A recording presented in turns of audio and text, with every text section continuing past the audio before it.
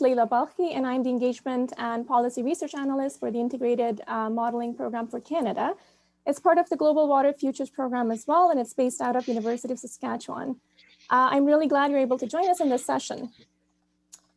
Now, before we start today's session, I first wanted to begin by acknowledging that we're all on traditional lands and we pay our respects to the treaties that were made on these territories. I am welcoming you from the city of Saskatoon. It's on Treaty 6, which is traditional territory of the Cree and homeland of the Métis. Now, because we're all participating virtually from across the country, I'll also invite you to take a minute with yourself to acknowledge the land from where you live and work. And in doing so, in this acknowledgement, we're asking the lands to provide us a positive environment for today's sharing and discussion. All right, so next I'll just quickly run through a couple housekeeping items.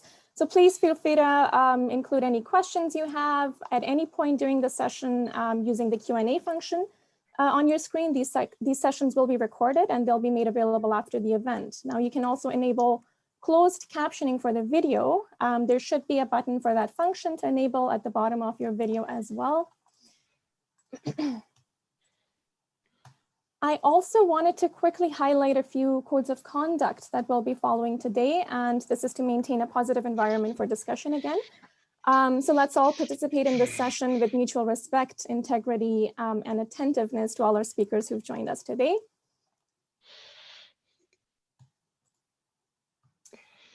All right, so we have an exciting session lineup today. In this session, we'll focus on connecting modeling to management, policy, and practice. And the session will include 5 case studies that showcases advancements in modeling capabilities and capacities across multiple projects within Global Water Futures. But we also have a couple collaborators joining us today, and they'll be bringing their practitioner perspective on the modeling application side and the contributions they've made to management, policy, and practice as well. All right, so I'll quickly leave the agenda here. As you can see, we have a very packed schedule for the session. So I'll let the speakers introduce themselves as they begin to present. But one reminder that each case study presentation will follow with a quick, a couple minutes of question and answer. So please, if you have any questions, include them in the question and answer box there, and then we'll try to get to them as much as we can, as much as time allows. All right, so in the interest of time, so our presenters have all the time to present, I'm just going to hand it directly over to Carl. Thanks, Leila. So the first talk is with me, Carl Eric Lindenschmidt from the University of Saskatchewan, and our end user here is Ben Liu. Ben, do you want to say a few words about yourself?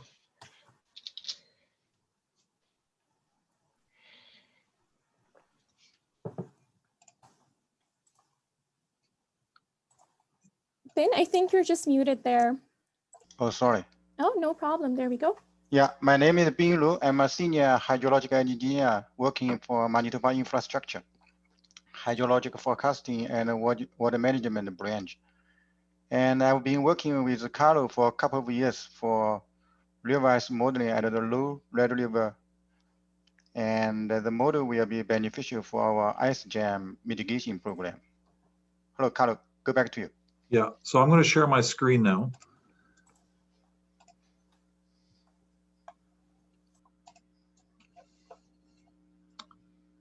And do it. Okay. So I'll advance it now, Ben, 1. So go ahead. Okay, like this slide is about who are we and what do we do, and we are in the Manitoba Infrastructure Department, and in our branch we have 3 sections. One is the flood forecasting. Second is the planning and standards. It's for like permits. The third one is the hydrological operations that I'm working with. Chris probably is our section head. And we have many tasks. Like for the, right now, our section is in charge of the hydromagic program and hydraulic operation for the Red River floodway and other water control works, big water control works, and ice mitigation and for hydrologic service for the department. Yeah, next one. And we have across the province, we have a couple of rivers and creeks have experienced ice jams, like the Red River system, Assiniboine and Pabina River, and in Dauphin River, and in the north in Saskatchewan River, we have major ice jam events. And in 2017, we had like Swan River, First Nation community, and in Carmen, we had experienced a major ice jam events too. Next one, please. And our main concern is the low Red River between the Floodway Inlet and Lake Winnipeg. And this river section is where we put most of our ice cutting program on it. Next one, please. And some statistics of low Red River ice jam events. And in the past 56 years, ending in 2018, we had 31 ice jam events. It's about 55% of the chance rate. And in the 31 ice jam events, and 21 are minor actually. And for the ice jams on low Red River occurs when the flow is above 980 cubic meter per second. And when the flow is greater than 980 meter per second, and it has about 40 years in the past 56 years, and 31 year had ice jams. And we also have a category, and you can see the category 5 is a catastrophe. We only have ones, and category 1 is a little concern. And most of the ice jam events in category 2 and 3, that means moderate or serious flooding. Next one, please. So after 2009, in 2009 we have a major ice jam events, and after that we had the province had a ice cutting program. Right now we cut ice almost every year in February, and which cost us about $1 million. So that's why one of the purpose of research is, do we need to cut the ice every year? Good. Next, please, Carla. So this research to address some of the knowledge for like to help to produce an ice jam outlook. Like in February, we know if we don't have any ice jam events, so we can cancel the ice cutting, save money, right? And for like in March, before the spring flow comes, and if we can forecast a high probability of big ice jam events, we can to do some early preparation for the ice jam flooding. And in real-time operation, if we can have a quite a precise forecasting of the ice jam, and it will help lots for our flood fighting. And this research can also support the floodway operation during an ice jam, ice event. Next one, please. So this is about our participation. Our organization mainly provide in-kind support for Carlos research, like we're providing hydrometric data, LiDAR bathymetry, some of the developed model like high-class models that we developed here, satellite image like LiDAR set 2 images. And we can also provide funding when necessary. Next one, please. How this work contributed to policy and practice? The model is still under assessment because since our joint research, we haven't experienced big ice jam events. We need data to verify it. And the model still needed to address like various uncertainties in inputs such as the forecasted weather and inflow scenarios. And because it's quite difficult to have like a midterm forecast of the weather condition and inflows too. Next one, please. Yeah, this is Carlo, your turn right now. Yeah. So Ben already alluded to it. The section that's actually of interest here in this talk is the Lower Red River. So here's Winnipeg. Oops. And the Red River part. It flows north towards Lake Winnipeg here. And there's a few areas, hot spots along here where ice jamming does occur. We can see this here in this Sentinel-2 image here. This is from the 2020 breakup. So here we have the city of Winnipeg. And these are open water sections. They usually break up first. They're just downstream of wastewater treatment plant outfalls. This one here from the south one, and then this one here from wastewater treatment plant north. Ice is a little bit thinner. Oftentimes there is maybe sometimes also a rain event or rain on snow event, which cause a little bit more discharge, and then this ice breaks up and then moves downstream. And this is one area where it will jam initially in the season. This is in the Lockport area. If I go back here, would be this area in here, just upstream of where the floodway outlet is, where the floodway flows back into the Red River. Yeah. And then this ice progresses further downstream until we go into the Selkirk area. This is the Selkirk area here. And we can see here, this is now about 7 days later, and for the same breakup time period. And you see here now there's ice accumulations here, and then there's also some openings here with open water and ice here as well. So this seems to be a sort of a typical scenario for the breakup along this Red River stretch. So I mentioned two areas here. There's this Lockport area here, and then further downstream, the Selkirk area. So this Lockport area here, and then Selkirk here.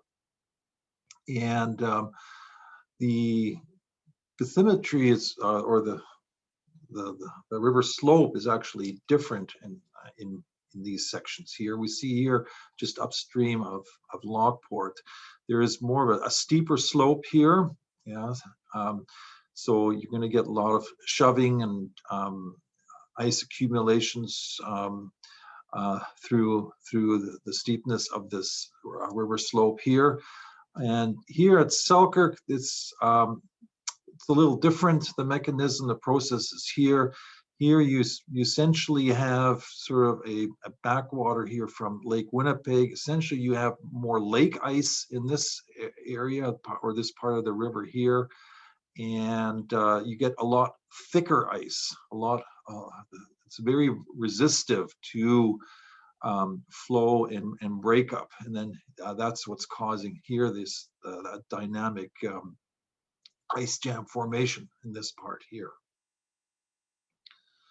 Now we've been using a model, a one-dimensional model for simulating our ice jams. It's called RevIce. And so this is here, our Thalweg is here in orange, and the downstream part here, this is the outlet or the downstream portion of our model at Lake Winnipeg. And this is Ben alluded to this heavy ice flooding year of 2009, which also impacted Selkirk. And we do have some survey data here of water levels. You can see here, this is the orange parts. His is our jam here with, in black, the downstream ice cover that's still intact from the winter. Here's the jam.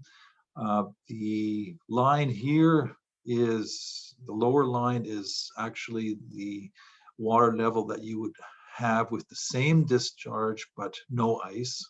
So it's quite a substantial increase in your backwater level, which is this upper line here, which matches actually quite nicely with our surveyed values. So it's important to have a model that's well calibrated, and then we can use this as a basis for our forecasting system. And this is a Monte Carlo approach, the system. So where we'll randomly choose values from, I'm just looking not at parameters here, but at our upstream boundary as a flow. So we know what those flows are at ice jam events, and from that we can develop a distribution from which we can choose random values. And likewise for the downstream water level, this would be the elevation of Lake Winnipeg during those events. What's very difficult is to determine the volume of ice. So this volume here that accumulates to form the jam, that can vary a lot. So it could be longer here, maybe a bit shorter. It can vary from event to event. And it's the way we've attempted it to characterize it is also to develop a distribution, and it has to be calibrated. Yeah, so we'll assume a certain distribution first, and then we'll pick random values from these distributions and do a set of Monte Carlo runs. So we'll have an ensemble of backwater profiles.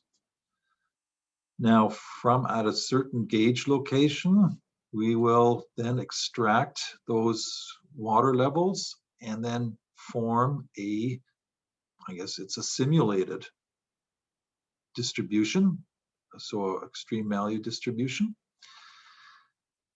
And this block is observed, so we're underestimated here for first try. So we'll adjust our distribution here, it'll probably set higher, and repeat the process again until our simulated distribution coincides with what the gauge, the values we have recorded at the gauge. And we'll do that then a number of times. We'll probably get an envelope here of simulated distributions, and just to make sure that our mean or median of that distribution coincides with our observed. When that happens, then we can say, okay, this is now calibrated. So this is one of the more uncertain values here, and this is the way we've approached our Monte Carlo framework. Is not using calibrating with certain values, but we're calibrating with frequency distributions. Then now this is actually what the distribution that we have. It has a histogram in million cubic meters of ice. Then once we have that calibrated, now we can use it in forecasting mode, and we'll forecast 3 or 5 days in advance. We know some flow forecasts, what the range of flows will be in those next 5 days. So we'll constrain our distributions that we've used for the volume of ice calibration. We'll constrain those. And also within the next 5 days, we can also get an idea of what the water levels will be doing at the downstream boundary of the model domain. And as the ice cover or the ice front approaches further and further downstream towards Selkirk, we can also constrain that volume of ice by making it less and less. Yeah, here. So, and then we'll do a Monte Carlo simulation again, and from that we can actually look at percentiles, and this is what we then deliver to Bin for his forecasting group. We have here again our Thalweg. We do have here our left and right bank elevations. The red is the 10th, 50th, and 90th percentiles of those ensemble runs. And we repeat the process as well, but without using ice. Yeah, because you want to have a sense of what the open water profiles will look like, and just to get an idea of what the increase in backwater levels will be due to ice jams. And for conclusions, you know, the forecasting system is quite successful. It's for the lower Red River, and it's also quite successful in mimicking ice jams in particular these low-lying areas within these delta areas at the mouth of the Red River. Especially a very important area because we do see an encroachment of development into that floodplain, and this also gives an opportunity to maybe curb that. One thing we'll never probably get away from is this monitoring of the progression of the ice cover front progressively moving downstream. We're going to rely on more satellite imagery, and lately too, Bin's group has also been deploying drones to monitor the progression of that ice cover, and which is essential tool for and an essential add-on for this forecasting approach. And with that, I'll leave it to for questions from the audience. All right, thank you, Carl. Okay, so we have a quick clarification question on one of your slides before. I think there was a graph that showed a single category 5 flood. And we have a question on what year that was from.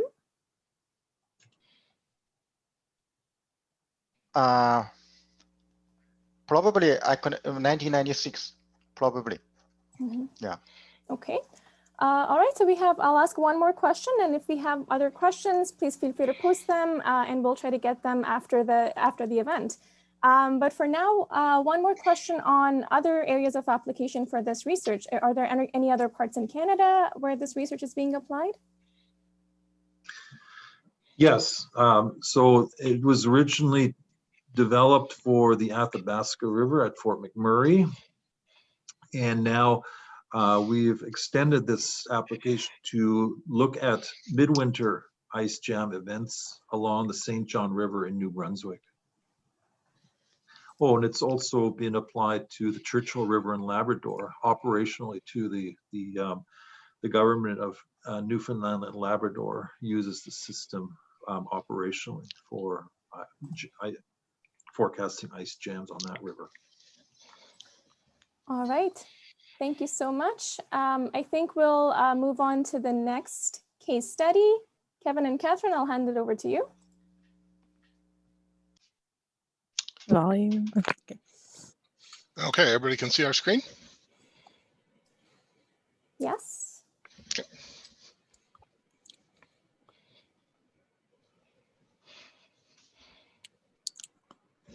I'll start. Sounds good. Hi, I'm Catherine Finn with the North Saskatchewan River Basin Council. And we're going to review a project and some research that we undertook in the year previous. So you can advance 2 slides. Yeah, again, next. So a quick introduction for myself. I work with a nonprofit watershed organization, the North Saskatchewan River Basin Council. Our focus is to implement and support source water protection planning, and we've been involved with projects including community-based source water protection planning with many Indigenous communities. We engage with agricultural producers to implement land stewardship practices, and as well as shoreline restoration projects along many of our recreational lakes. We also do a lot of education with stakeholders, including aquatic invasives, nutrient management, and with youth as well. So we're all the time engaging with our rural, urban, and Indigenous communities, and trying to increase awareness and engagement to ensure positive impacts to water. So when land management's being considered, water is in consideration as well. So, and just a quick, our slide is fine. So one of the projects we implement is culvert mapping. That's a service we provide to our municipal communities. And so we basically do survey, assess culverts, collect data, assess the quality as well, and we provide that information to the municipality so they can get an idea on how many culverts they have and what the conditions are. So it's a benefit for their asset management. Some communities have between $1 and $2 million worth of culverts infrastructure in the ground that they had no data on. So that's a certain benefit in that regard, but we also are supporting them with managing their culverts to improve water management. You can go to the next, Kevin. So when you're managing culverts, there's a whole network in place, but when a lot of the culverts we find have been damaged either by mowers or graders or sedimentation, so we do, again, a quality assessment on them and some collect data like that. So, this image is a great example that you might have like a 600 millimeter culvert in place, but it's functioning only at like 10%. So you really don't have the capacity that you could. So when, I think a lot of places are addressing their issues based on need, but when you are able to have data on this, communities can prioritize their management to address the ones that need the most upgrading and stuff, so the communities can develop a strategy for that. When you don't have good water management with your culvert systems, there's totally the potential for flooding or erosion or impact to even arable lands or infrastructure as well. Next. Some of the work we do every year is try to engage with the U of S to host master's students to work with community groups to do research projects. So we've done that for a number of years. And last year we engaged with 2 students, and Calvin and Anita.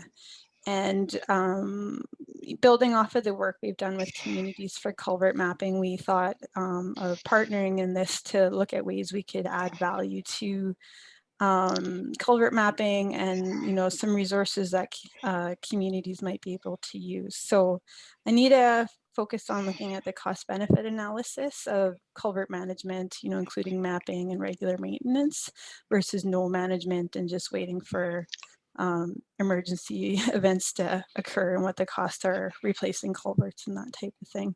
And Calvin's project looked specifically at modeling flows with a specific culvert, and that's a lot of what we're going to talk about today. So, next. I should say Calvin worked with Kevin on this, so it wasn't just him. So with culverts, bigger is better, right? Not always. It depends a lot on the preparation done. So I'll just give a quick community example of a situation we had in our watershed. So in 2013, the municipality of Lease upscaled their culverts, increased the size. And in the next thaw event, Mr. Oasis Nahilak experienced significant flooding. So they had lost road access. They had to do an emergency diversion to their water to divert the water into a closed basin system where they have a number of fill and spill lakes on their community. And that flooded those lakes, causing shoreline damage and killed a lot of trees along the perimeter.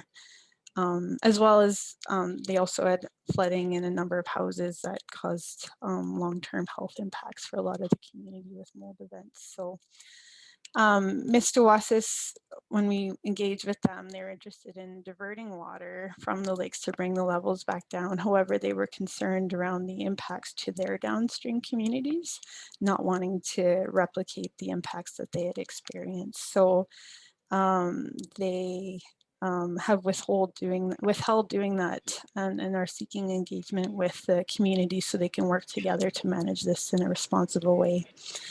But certainly, I think there's opportunity with that for this program in those examples where we could look at increasing flows and how the network of culverts might respond. So you can go to next. Okay, so the one of the issues that we have is that there aren't really good tools for doing this kind of very detailed hydrological or design in the prairies.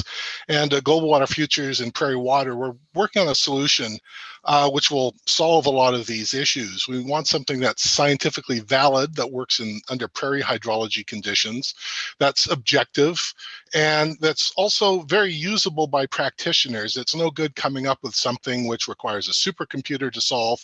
We need something that practitioners can use for doing design-based work. This needs to be a design solution. And so the tool will need to allow calculation of changes in return period flows and flooded areas under changing climate forcings and with any changes in the local hydraulics. That could be drainage or management of water. And it has to be usable for design purposes. So there's a lot of things that this tool needs to do. And what we're focusing on is a tool which will have three different components. The first will be sets of long-term weather data, preferably 100 years, of precipitation, temperature, humidity, and wind speed. These data can then be used to provide forcings to a hydrological model. In our example, we used CRIM because it contains representations of prairie hydrological processes, which is what's required. Most of the models that practitioners use were developed outside the prairies, and they tend to be rainfall based. If they have any representation of snow, it's usually very poor, and we need something that can do the simulation of these hydrological processes. And then the third component would be a hydraulic model. In the example you're going to see, we used PC Swim, but it could be another hydraulic model, I should say. And the idea is it will calculate flows and flooding of a very local area. This is a hyper-local location that we're looking at. And so by combining all three, we hope to be able to estimate return period flows and flooding. So as an example, we built a proof of concept tool for a culvert in a grid road west of Radisson. Catherine helped us find this location, which was very important. And we obtained 100 years of reanalysis weather data. We then ran this data through the CRIM platform. And based on a model that was developed for the prairie prairie water project, where we've been developing virtual basin models of basins in the prairies. And we ran this 100 years of weather data through the CRIM model. And you can see the region that was being simulated around the culvert.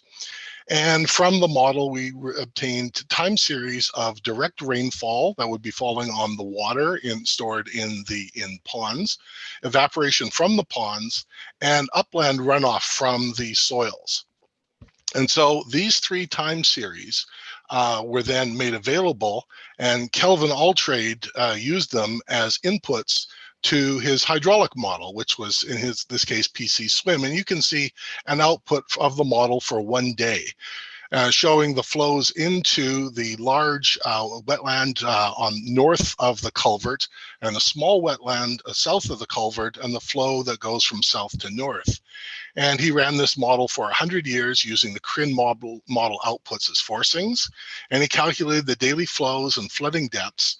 And from this, he could calculate the return period values of the depth of flooding on the road, and then see what the effects would be when he altered the culvert design. So in summary, the project showed that it was possible to model return period flows and flooding for a system consisting of uplands, sloughs, a road, and culverts. We were able to provide return period flows and flooding depths for many different sizes and types of culverts. And this type of modeling could be used to simulate changes in return period flows and or flooding for any location in the prairies. That's the intent, to be able to do this. And it would be able to model changes due to drainage and or climate change. And Catherine's going to talk about some of the limitations. Sure, thanks. So it's definitely a project with tremendous potential as far as landscape water management with communities. I think I see some limitation in governance uptake, so getting the decision makers to incorporate this tool in their decision making when they are looking at replacing culverts or managing flow either from drainage or any modification on the landscape. So I think incorporating it into the tool vocabulary of decision makers and communities would be valuable, and some definitely groundwork would have to be made to increase the utilization of that. I see some input requirements being a limiting factor as well. Just the data inputs required to run the program, surveys of the culvert and site data and a high quality DAM, as well as the capacity for the individual to navigate the CRIM and PC Swim models. And as well as the long run times, every time you change like a culvert size or a capacity or something, it was a notable period of time, at least in our trials that we did. So, but I think, it's still early in the design, and I do think that there's a lot of information advances that our province is making. And I imagine that, as we progress down that road, this will only increase in value for communities. Next. Another application that I see potential for is in managing agricultural water management. So with the current system, any drainage network requires a mitigation of runoff to prevent flooding, erosion, and over excessive nutrient loading. And there's a variety of controls that can be implemented. In our region, what we've seen most has been the undersized culvert that throttles flow to reduce the flow volume going through an area.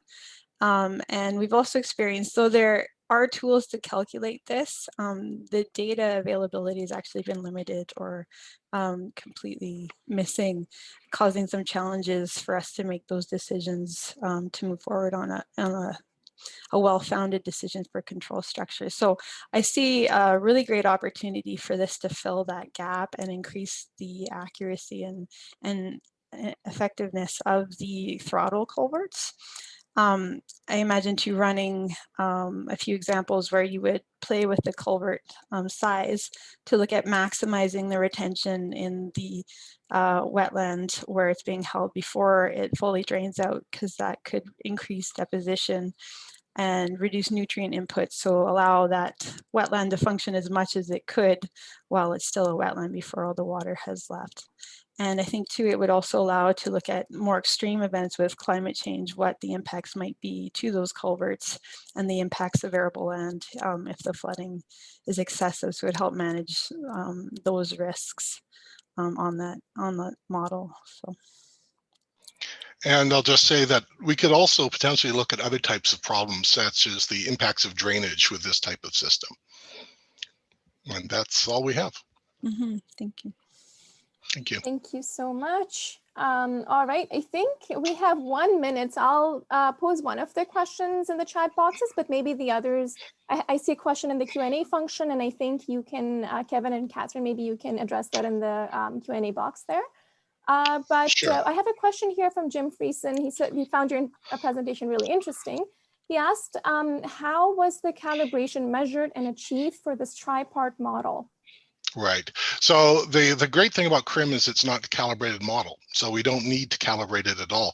The bigger question, which we haven't addressed here because there wasn't time to do it, is validation. And the problem is you can't validate this type of work from streamflow gauging. The only way to validate it is with hyperlocal information, which is going to be local road records about and culvert records of how often the roads are flooded and culverts blow out, and potentially by remote sensing of water in depressions, if we can do that. But that's going to be the real problem, and we haven't addressed that yet. All right, thank you for that really quick answer. I think I'll move on to the next presentation. Laura and Paul, you can take it on from here.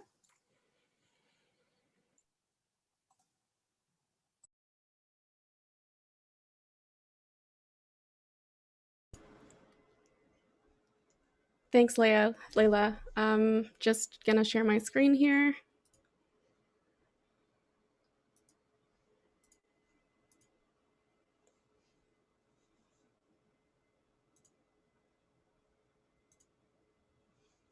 Can you see my presentation okay?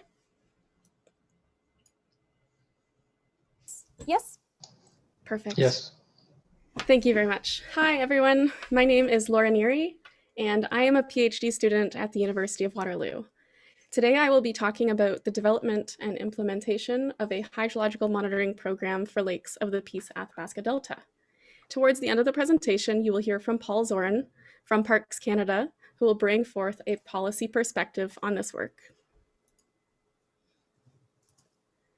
The Peace Athabasca Delta, which I will probably mostly refer to as the PAD, is the largest freshwater boreal delta in the world, spanning roughly 6,000 square kilometers. It is located in northeastern Alberta, and 80% of it is encompassed within Canada's largest national park, Wood Buffalo National Park. The delta holds international recognition as a Ramsar wetland and contributes to Wood Buffalo National Park's designation as a UNESCO World Heritage Site. As you can see from this satellite image, there's several large shallow lakes, which are roughly 1 meter deep, and hundreds of small, tiny, shallow lakes, which furnish a large amount of biodiversity and have sustained the livelihood and culture of the people who have lived on this land for generations. Talking about the lakes, they span a very large, broad hydrological gradient from lakes that receive continuous inflow from the river to lakes that are more elevated or perched and therefore only receive input from river water during ice jam floods or high river water events. Over the past few decades, drying has been observed in different areas of the delta. As you can see, several lakes have completely dried up, like this one in the top right. And this has impacts for navigation for land users because they use lots of the waterways in the delta, and has raised concerns over the cumulative threats to this landscape. These threats include climate change, Alberta oil sands mining to the south of the pad, and a hydroelectric dam built upon the Peace River.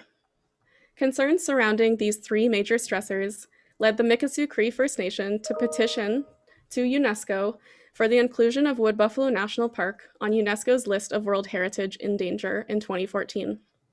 To provide you with some context, there is only one site that's in North America that is currently on this list, which is the Florida Everglades.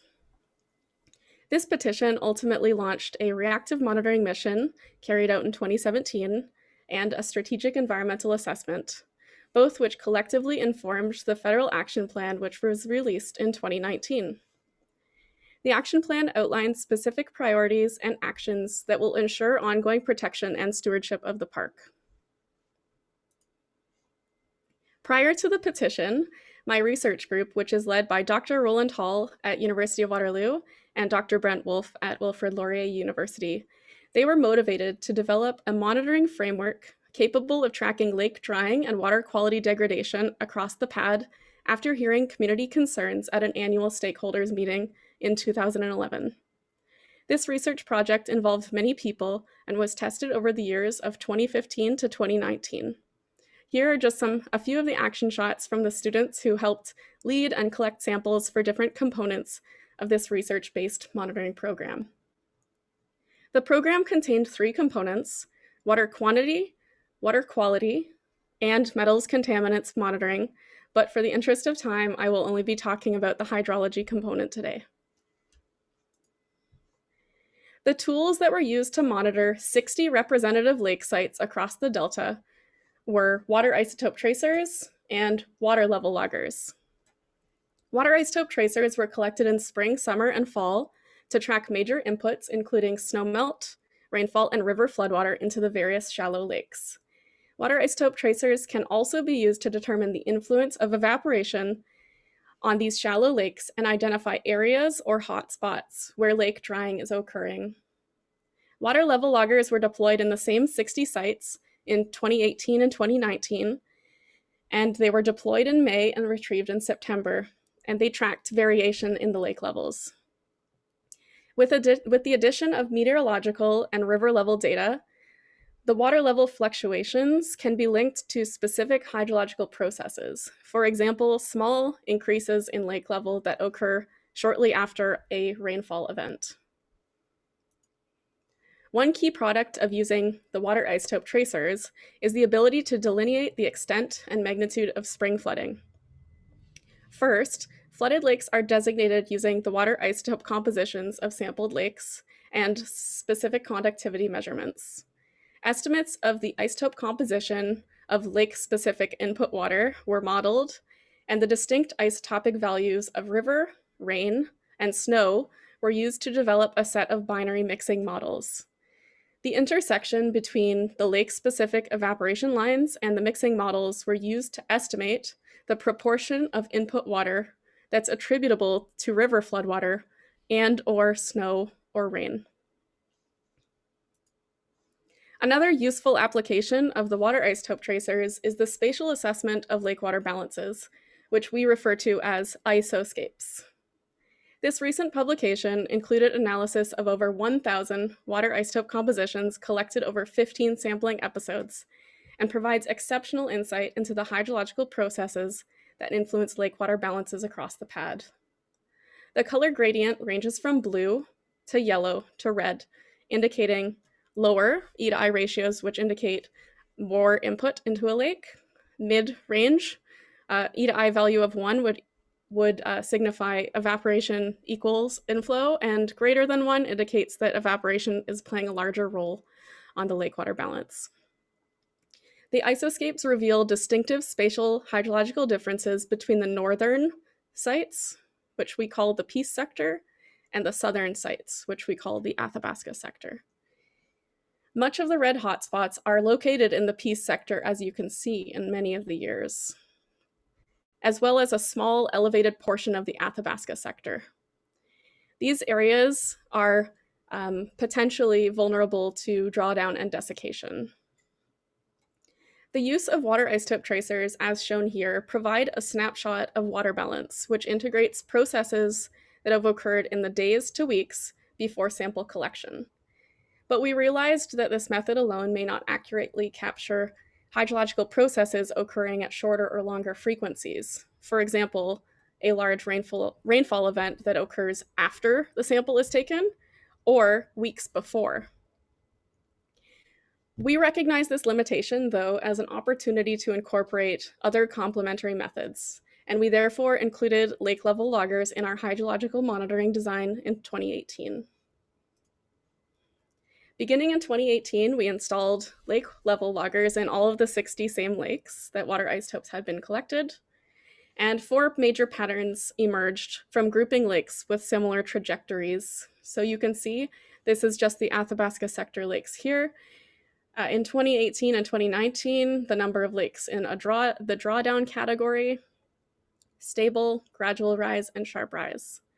Gradual rise lakes mimicked the rising open drainage network of lakes. For example, those three that I pointed out in the beginning: Lake Claire, Mammoet, and Lake Athabasca. Whereas the sharp rise lakes, they very closely mimicked the rises seen in nearby Athabasca River, not a lake. The lake level loggers here were essential for capturing the magnitude, timing, and duration of open water flooding, which is different than ice jam flooding, in 2018 and 2019. And prior to this open water flooding hydrological process was not fully characterized yet. These pie charts are essentially a visual picture of the lake categories you saw in the previous slide. So drawdown is red, stable is yellow, light blue, gradual rise, dark blue, sharp rise. And this really serves as a demonstration for ongoing monitoring because it readily summarizes differences in hydrological conditions in the two sectors over time. Okay, thank you. I knew I wouldn't make it without an interruption from my 6-year-old. Moving on, in 2019, Parks Canada Agency showed interest in implementing this monitoring framework under the Wood Buffalo National Park Action Plan. And to aid the transfer of knowledge, we university researchers, we wrote up a technical report document, which included sections on methodologies, key results, and associated standard operating procedures.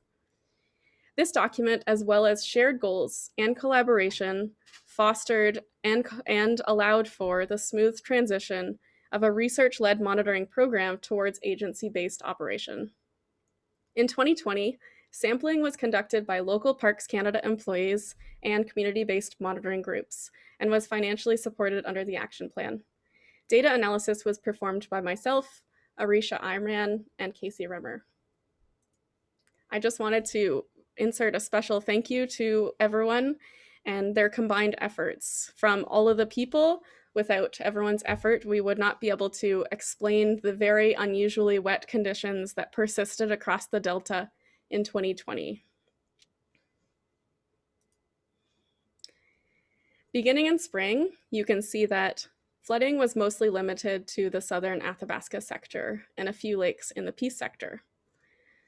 On the upper hand right corner, you can see that the percent of input water attributable to river floodwater, it is actually lower than what was seen in the 2018 flood map.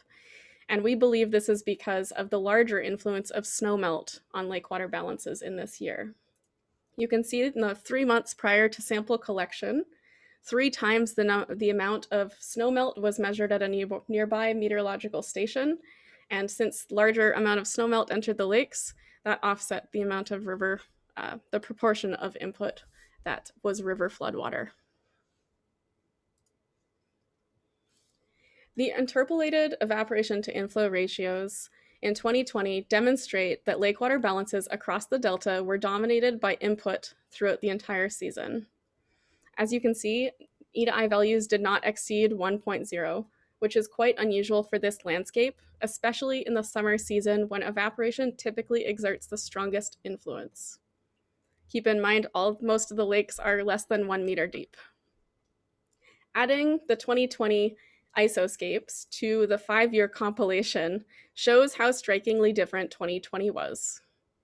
Even though the spring flood in 2020 was very similar in extent and magnitude as the 2018 ice jam flood, you can see distinctive differences in the summer and fall of 2018 compared to 2020.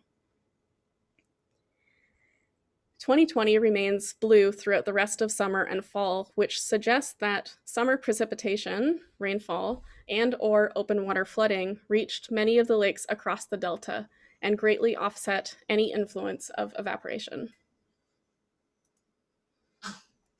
Lake water level records in 2020 helped to identify the influence of rainfall from these small time step jumps you see after the rainfall events, and also help us identify which lakes flooded during the open water season, whether they flooded from the open drainage network lakes, gradual rise, or flooded directly from one of the nearby rivers. Open water flooding of lakes in the Peace sector, as you can see here on the bottom right, it's extremely rare. And perhaps one of the most striking results that has been gleaned from the monitoring data in 2020. Rainfall is also an important contributor to lakes and is most apparent in the stable lake level records, as you can see. And bringing forth the pie charts, you can see that not a single lake was placed into the drawdown category because not a single lake drew down more than 15 centimeters. So it's just a helpful visual to show how wet or how blue the delta was in a particular year. So overall, 2020 began with 3 times the amount of snowfall in January, February, and March, which was followed by spring flooding, open water flooding, and ended with several large and intense rainfall events. The major influence of all 3 of these hydrological inputs, snow, river floodwater, and rain, collectively contributed to the wettest conditions seen in the pad in a very long time. Before I pass it over to Paul, I want to acknowledge the efforts of Queenie Gray and members of the Athabasca Chippewa First Nation and Mikisew Cree First Nation community-based monitoring programs who collected the water isotopes and deployed and retrieved the lake level loggers in 2020. Their efforts absolutely made it possible to study, map out, and understand the unusual hydrological conditions in 2020.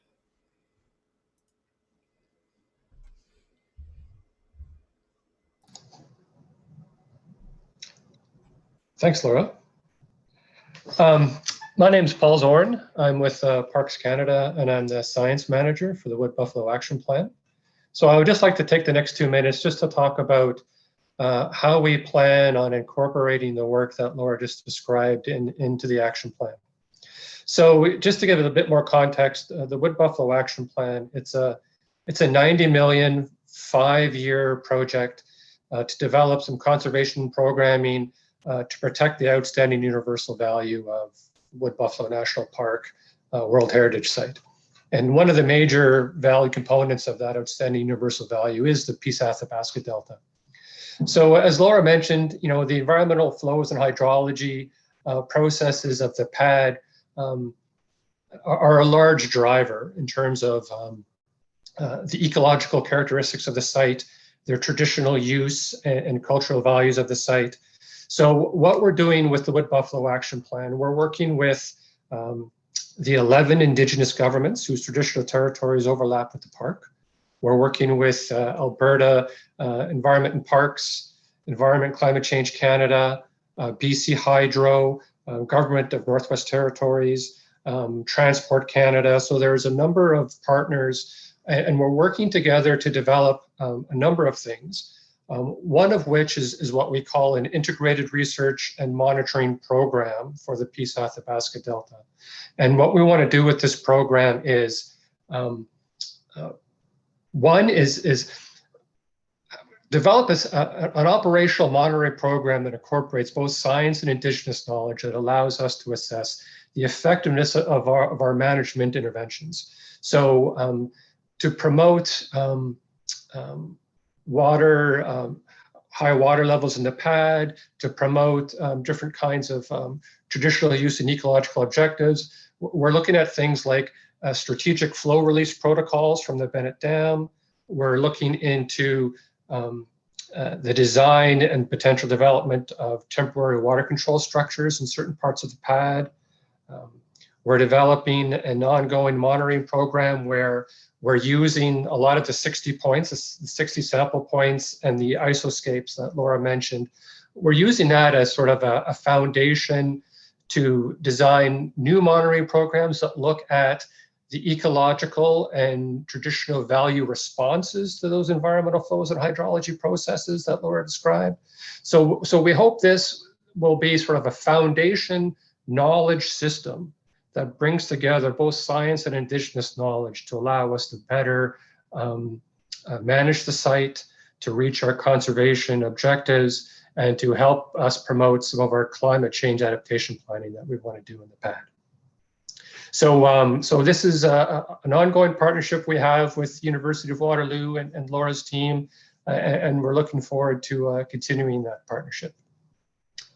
And with that's all. There's more information on the Wood Buffalo Action Plan online. That's an easy document to find if anyone is looking for more information. Thank you. All right, thank you so much, Laura and Paul. I think we're gonna maybe try to move on to the next presentation. If there are questions for this presentation, please put them in the Q&A box and maybe Laura and Paul can tackle them there. But yeah, I apologize, we're kind of rushing our presenters there, but we have so many good case studies to show. Masood, are you able to get on there? Yes, can you hear me? Yes, perfectly. Okay, good. Perfect. Yeah, that looks good.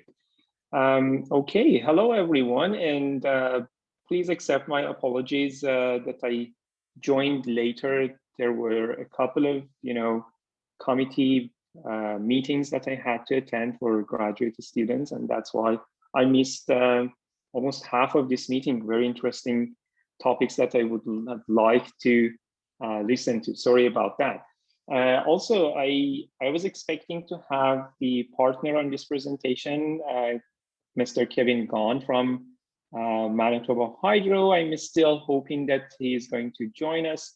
He had some comments about who they are, who Manitoba Hydro is in general, and what they are doing, and what are their interests in the project. My portion of the presentation is more about what my research group has been doing on developing a water resources modeling of the system that Manitoba river reservoir system that Manitoba Hydro operates. Can you go to the next slide, please? I guess we are going to skip these two slides, just hoping that Kevin will join us. Join us later. We start from the study area. And if Kevin does not join, then we can go through those first two slides. So basically, a lot of you might be familiar with this integrated modeling program for Canada.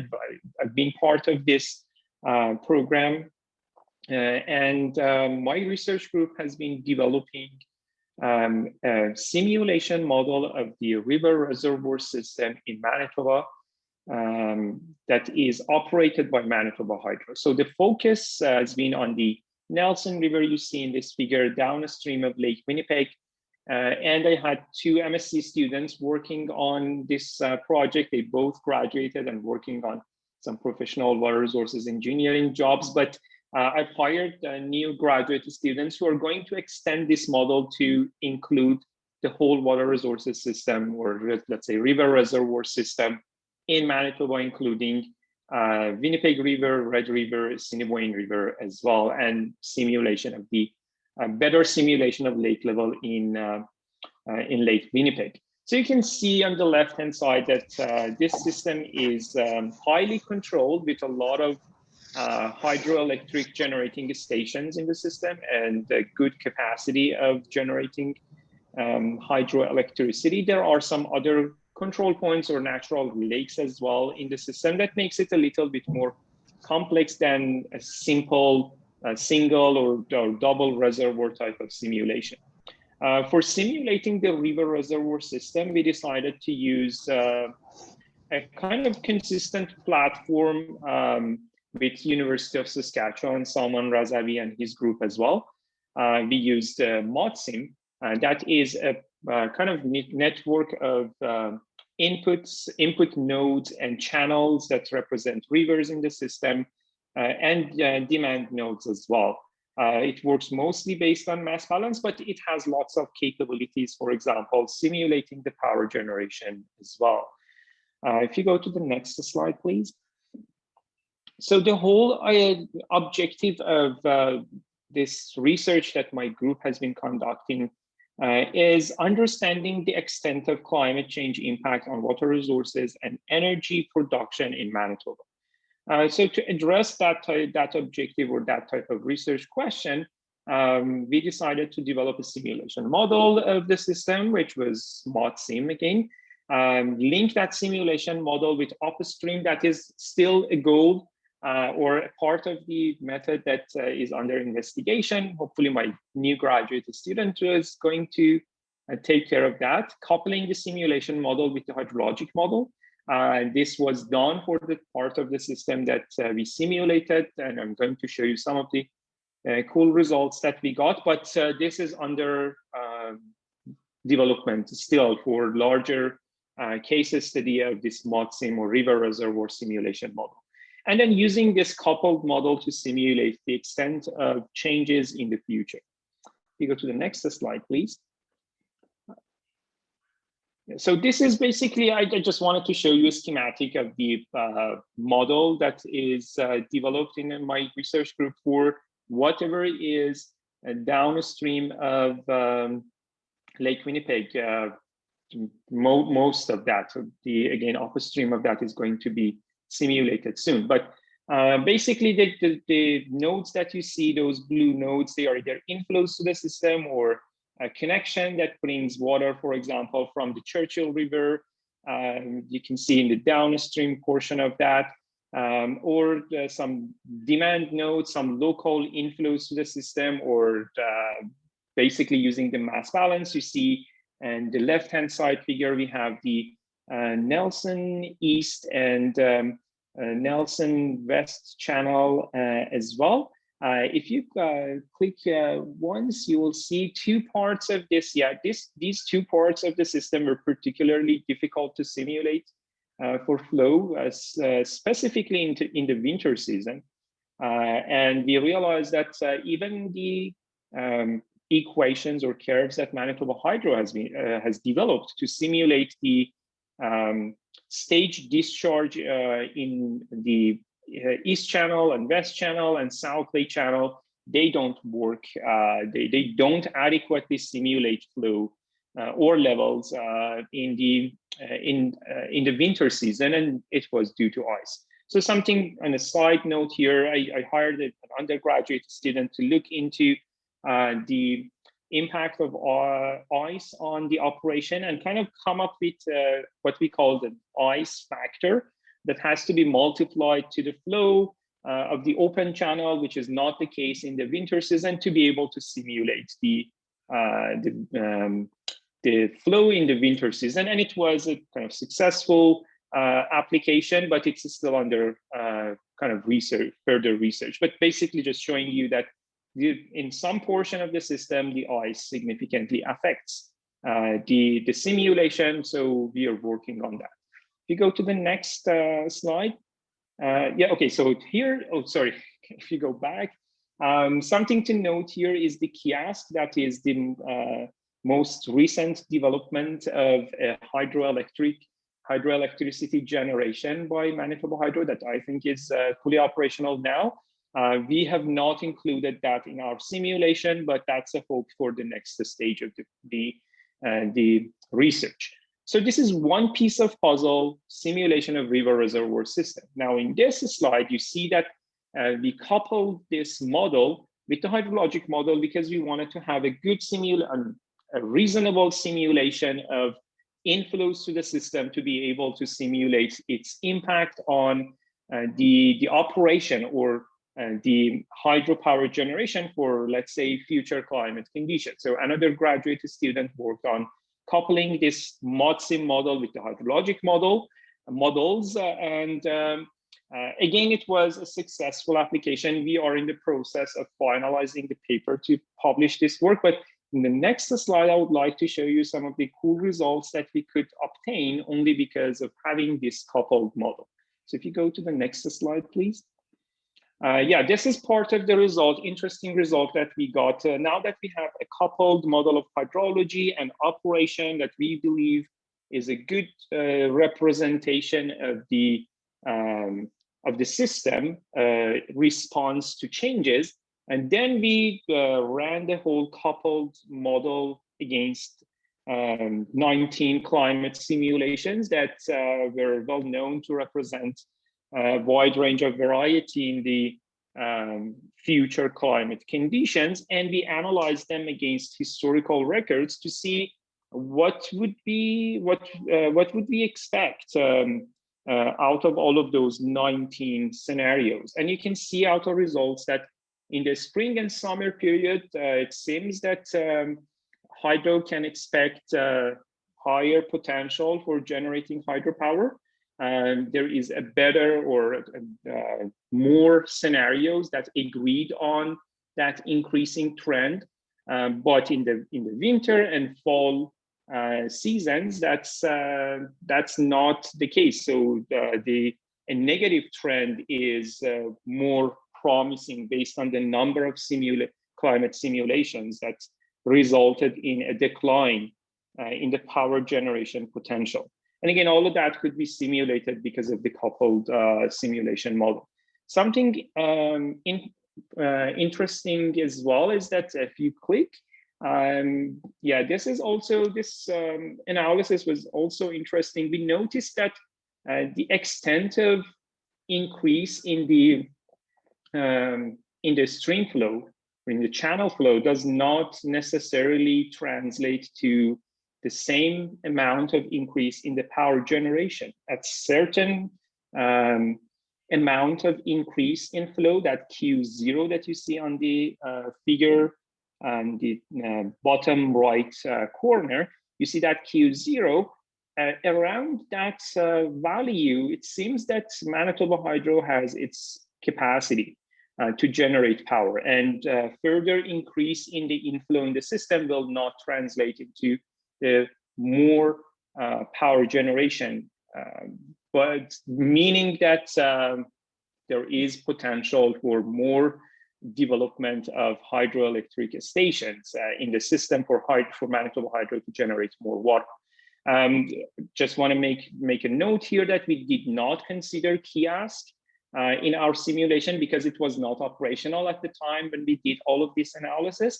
But I assume that if we include that Q0 might be just at a higher level, and you will see more power generation potential on the right-hand side of this figure. If you go to the next slide, I just want to show some of the current and future work that we are working on. This is a schematic of the Manitoba Hydro system of reservoirs with some basic information about their elevation, power generation, and so on. So if you click through these bullet points, the simulation model is under development for upstream, again, meaning Assiniboine, Red, and Winnipeg rivers. We would like to have the impact of ice simulated on other parts of the system as well. And kind of one of the final goals is to kind of couple the model of Manitoba and upstream that has been under development by Salman Razavi's group, and then include some scenarios of future energy as well. Yeah, you can go to the next slide. The next slide is some acknowledgements to those who contributed to this work. Our collaborators, Dr. Salman Razavi from University of Saskatchewan, Dr. Tricia Stadnik from University of Calgary. It's a lot of help with the graduate students as well. We got lots of data from Manitoba Hydro, Kevin and Christina from Manitoba Hydro. Two of the graduate students who are graduated now, Paria and Sujin, developed these models and did the analysis. Samantha Wilson was the undergraduate student working on ice simulation, and the last two students are the new graduate students who are going to continue working on this. I'm not sure if Kevin joined us. If he joined us, he can take care of. No, I don't see him in the list of participants. So I can probably go over the first two slides. There's nothing other than reading over those slides, but basically Manitoba Hydro has been a collaborator with us, sharing a lot of data with us, and they are the main provider of electricity, not only in Manitoba, but trading with other provinces and United States as well. And they have over 97% of the electricity as renewable energy, mostly the hydroelectricity, but they also have some wind farms as well. They are operated as an integrated system, including major interconnections, again, with other provinces and with United States. So it's clear that they want to know the extent of changes in the system that they might expect, or some potentials to add more power generation points and see the impact on the total power generation based on changes in inflow to the system as well. So that's their interest. They do have their own, I wouldn't call it in-house, but their own simulation model, but they have always been asked to compare their model to something else. And this the studies that I've been leading at the University of Manitoba would help them with that. And they always look for good HQPs to hire for the next generation of experts in their system. That hopefully some of my current graduate students would be some of those.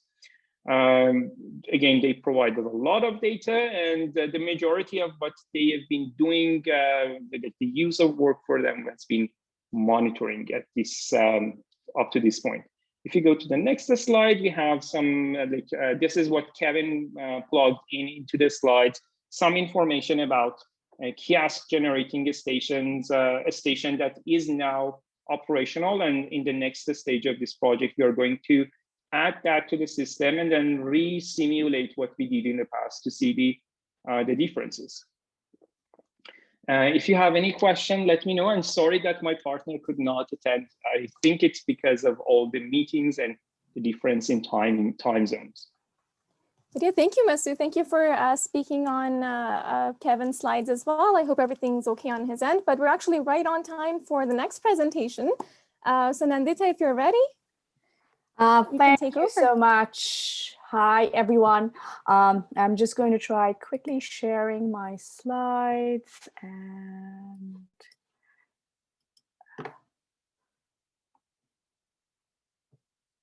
so as it's coming online, thank you for inviting me to give this talk. I unfortunately don't have a partner talking with me just because I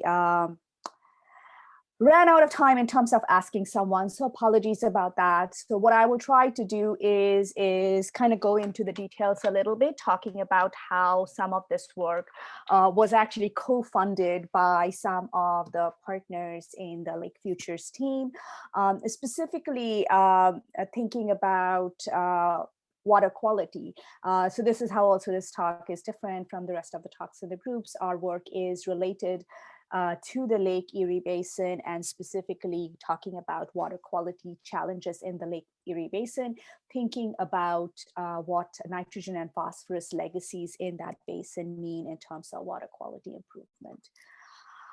Of course, algal blooms plague Lake Erie every summer, similar to a lot of watersheds around Canada and the world. And based on these recurrent occurrence of algal blooms, Ontario, Michigan, and Ohio pledge 40% phosphorus cut to reduce algal blooms. And that is the space in which Lake Futures reside. One of the key knowledge gaps that exists in this community is to think about what are the practices that we can do on the landscape. How do we meet that 40% goal reduction? And we do this in the atmosphere that there is a lot of case studies around the world in the Lake Winnipeg Basin, as an example, where despite a lot of money being spent, water quality benefits have not been realized. And this is important from a policy and management perspective because it creates a lot of skepticism. Are we doing our best management practices wrong? What is the reason we are not seeing any effect? Even in terms of this question. And one of the things that Lake Futures studies is one of the reasons that this happens is because legacies of nutrients accumulate in landscapes. These legacies accumulate over decades of agricultural intensification. So when you make a change to the landscape, you have to deplete that memory of the landscape before you can see any noticeable improvements in water quality. So if you think about, now take a step back, and if you think about the 40% load reduction, the Canada and Ontario collaborates with the US side, trying to think about what it takes to address this question. And one of the key things in this Canada-Ontario Lake Erie action plan is that there is a delay in meeting targets due to legacy effects, and evaluating whether phosphorus reduction activities are immediately effective, or if is there a delay, how would we quantify the delay? And this report is led by a whole group of stakeholders around the lake, from Environment and Climate Change Canada to Ag Canada, to the Ontario Ministry of the Environment and OMAFRA. And all of these are our partners in the Lake Futures project. And when we met with them, one of the things that came out is, while there's been a lot of models around these landscapes, there is a need to really address the legacy question. What is the legacy accumulated in these elements and landscapes, and what does that mean in terms of timescales or water quality improvement? So let me start with the three questions that Haley, you had provided me, right? Who are your external research partners and stakeholders? How are they involved? How is this contributing to policy and practice outcomes? And are they implementing any of the procedures? So like I said, Environment Climate Change Canada, OMAFRA, Ministry of Climate Change, all of them are involved in this project. Parts of this has been actually funded through Environment and Climate Change Canada modeling. Part of the modeling has been done in Lake Futures. Part of the modeling has been supported by funding from Environment and Climate Change Canada, because they are interested in the legacy models that we are developing around various watersheds in the Lake Erie Basin. They're interested in comparing it with models that they have, which I'll talk about in a bit. And the reason this is important is that this allows them to set realistic timeframes on when that 40% reduction goal can be achieved. I'll talk mostly in this talk about the legacy phosphorus model, which, like I said, was supported by Environment Climate Change Canada. And towards the end, I will touch briefly on two other projects that is kind of an offshoot of the work that we've done here, and funded by a new funding call, as well as Ducks Unlimited Canada, in terms of improving models for some of these landscapes. Okay, jumping right in, we start with asking the question, how long will it take for the water quality to improve? And in order to answer this question, you have to think about what are the stores of legacy phosphorus in the landscape, and how are these legacies mobilized. So if you think about phosphorus, there's legacies in the soil, there's legacies in the water, and there is legacies in the stream sediment. Similarly, there's nitrogen legacies in the system. So I told you I wanted to give you a brief intro into how is our model, what is the knowledge gap that specifically our model is addressing? Because if you think about the Lake Erie Basin, there's a ton of models around the Lake Erie Basin that people have either built or are building. There are multiple SWOT models in the Grand and the Thames. There is a HYPE model that's being built. One of the things that these models do not tell you is how long will it take for the water quality to improve. So in this case, this is an example using the SWOT model for a particular watershed. This is related work not in the Lake Erie Basin. What you see is the green line. The green line is what SWOT will tell you. And it will tell you that as soon as you implement a best management practice, your water quality will immediately improve. In reality, however, it will take more like the red line, which we modified SWOT model to capture some of these legacies and timelines. And that's what we're trying to do. We're trying to capture how long it will take for the water quality to improve, which current models do not allow you to do. I'm not going to bore you with details about the element model. This is the model. It's to say that this is a process-based model that takes into account agriculture, carbon nitrogen cycling processes, and travel time distributions in the subsurface. So we first built this model for nitrogen, and here you see 15 subbasins in the Grand River watershed that drains into the Lake Erie, where we developed element model for nitrogen in these watersheds. Each of these boxes is a particular node in the Grand River watershed where we have data. These are results from the element model, and overall our model does a pretty good job of matching patterns in the data. Again, note here we are focusing only on annual patterns, but there's work undergoing to look at more finer scale dynamics. The benefit of models like this is that it highlights that there is significant nitrogen accumulation in soil and groundwater. On the image on the right, you see everything that's there in red is soil organic nitrogen accumulation. So this is legacy that is building up in soil, and then blue is groundwater accumulation. And then we ask the question, well, what does it depend on? Without going into further detail, in this landscape, we found that the fraction that's accumulating in soil and groundwater are really, really strongly dependent by the portion of the landscape that is tile drained. So the tile drains act as an overarching control on patterns of legacy accumulation. And using these methodologies, you can map out where are the hotspots in legacies across the entire basin. And the other thing is here, then we ran these models for various future scenarios. And then using that, you can say that time to recovery, what does the time to recovery depend on? And we found that, of course, it depends on the legacy accumulated. Moving from nitrogen to phosphorus, we also developed a phosphorus model for the Lake Erie Basin. And one of the things, if you do mass budget for the Lake Erie Basin, the thing that comes out is that a lot of the nitrogen is a manure nitrogen or fertilizer nitrogen. So that's the blue and the yellow. With phosphorus, of course, you'd have to think about the domestic movement of phosphorus.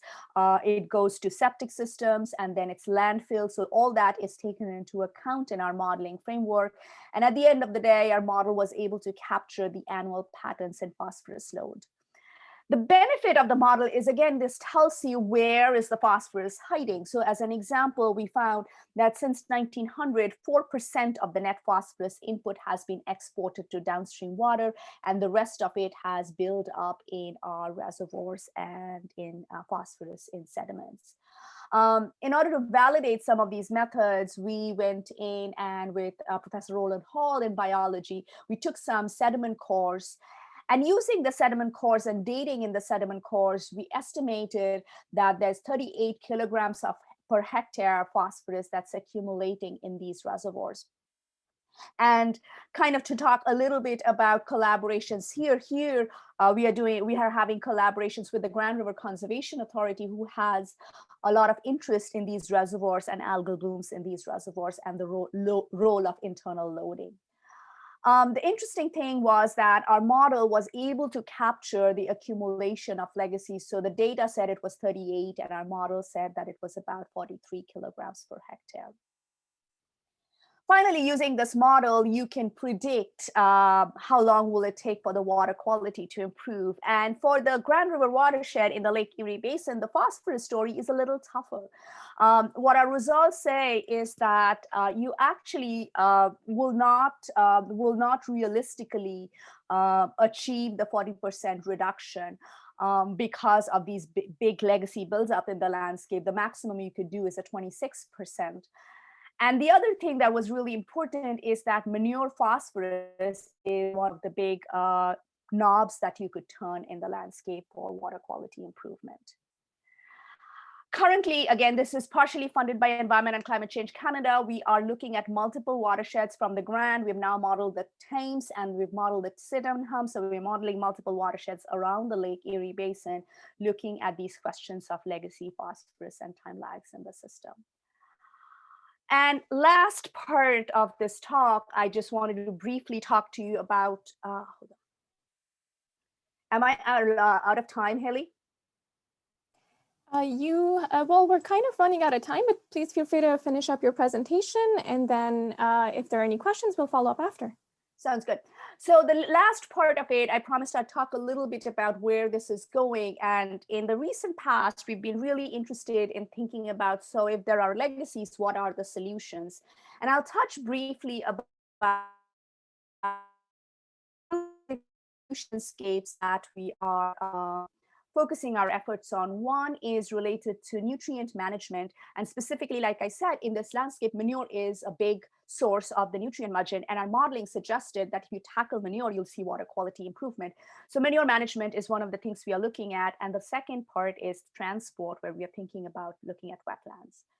So with manure, one of the big solutions to manure is transporting manure and using it in biogas for energy generation. However, despite a huge amount of knowledge on this manure to biogas conversion, biogas plants are still not ubiquitous. So in this case, we are trying to ask the question, what are the costs and benefits of biogas? So biogas, you get increased power generation. It is an economic benefit. You also have reduced greenhouse gas emissions and improved water quality. However, despite all of this, biogas is still not adopted. So here we are taking our spatial maps and using them to create a spatial optimization model. This is a new project that has been funded by the New Frontiers program, creating spatial maps, spatial optimization models to think about biogas transport and water quality benefits. And here we are building collaborations with AMAFRA and Ag Canada. Jumping into the last piece, so wetlands retain excess nutrients and improve water quality. However, there's big questions about where to improve wetlands and where to restore wetlands. And here, based on some recent work that we had where we did in the US, we are now collaborating with Ducks Canada, with funding from Ducks Canada, looking at where to restore wetlands across the Lake Erie Basin and how do you come up with blueprints of wetland restoration for water quality improvement. So with that, I am going to end now. And if you are interested in any of these topics, please feel free to reach out. Thank you so much. And again, I apologize for rushing through some of the presenters, some of the presentations. It was quite a packed schedule, so thank you again. Thank you for all the attendees for joining. Please feel free to reach out with any questions. As a reminder, we have a lot of the other events coming up for the annual meeting still for the next 2 days. We hope to see some of you there. Thank you and have a good day.